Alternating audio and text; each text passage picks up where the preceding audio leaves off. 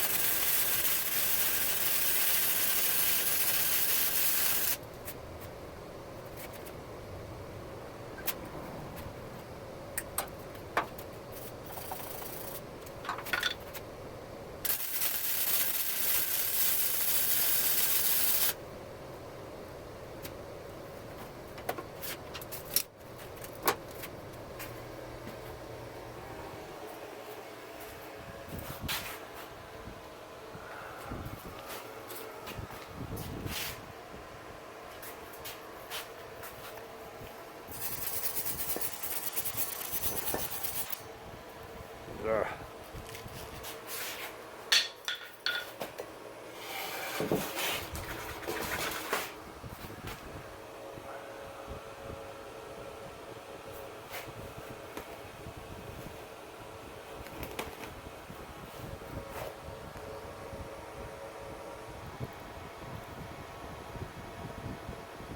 Okay, got it cleaned off.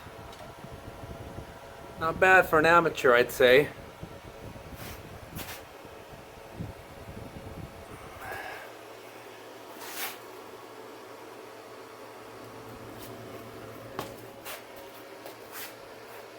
This one is in the dark.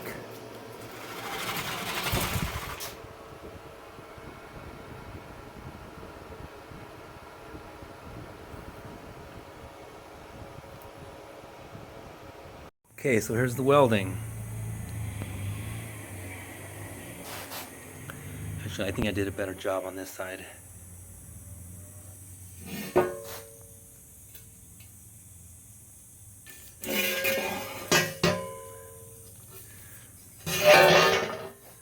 light in there.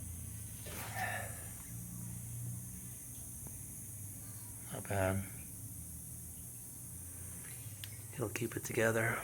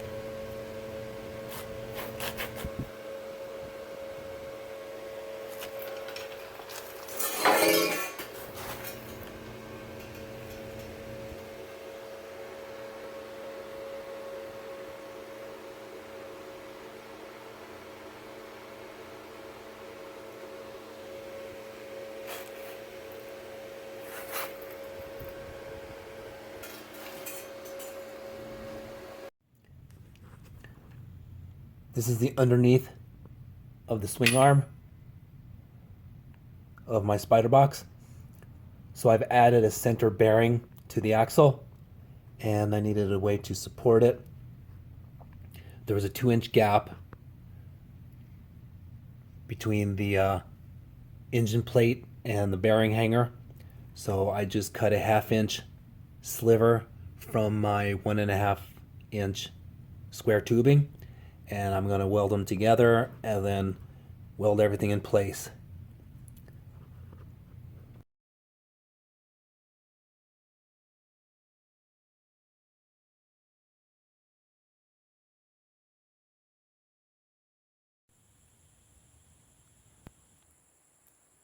I'm installing upgraded shocks to the rear swing arm. The silver shocks are the stock shocks. The red ones are the upgraded ones. They're about 2 inches longer than the stock. So when I put them in, it tilted the engine too far for my liking. So what I did to fix that, I fabricated my own little holding fixture, holding bracket for the bottom mount. I'm going to do the same thing on the other side. There's that one. And it's going to hold the engine plate level. I'll just weld them into a new location. I used some of the existing pieces I cut out of here, out of the rear swing arm, and I just squeezed it down to get the 3/4 inch dimension I needed to hold the bottom shock.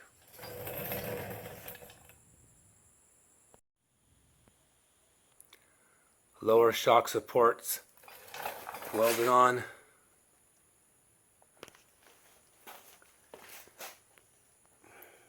Did okay.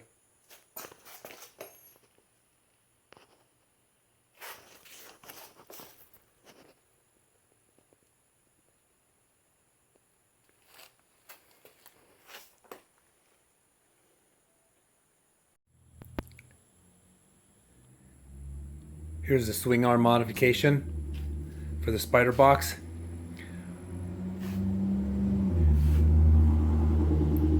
It's pretty much complete with the exception of a battery tray or holder. So I reinforced everything with 1.5 inch square metal tubing. I installed a center carrier bearing, axle bearing. So there was a 2-inch gap that needed to be filled. So I used the 1.5 inch tubing and I cut another 1/2 inch strip and then capped the ends of them and then welded everything in place. I reinforced these side axle bearings as well on both sides.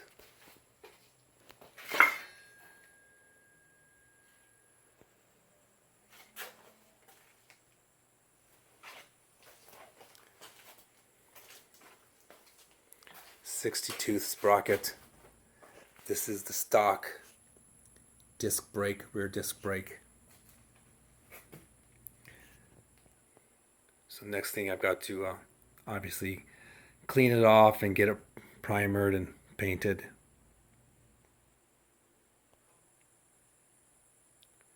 So here's the front or the top side.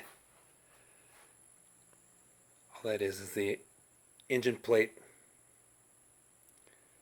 All the business is down below. So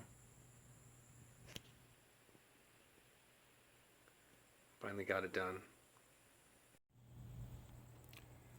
So here's the Yerfdog. Got the swing arm taken off. I added a modification right here, a tow hitch, 1.25 inch tow hitch, just in case I ever need to tow anyone. Move on up here to the cage. So here are the modified seat support because I am putting in some Can-Am seats. Much better upgrade from stock, obviously. So just basic, a little riser, angle iron welded to the frame. Another riser, angle iron welded to the frame. Same here. The side, capped it off, welded to the frame. Same on this side. Welded to the frame, put a little end cap on it.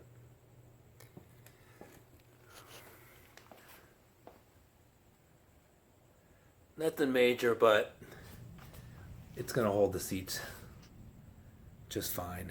They're in there really firm.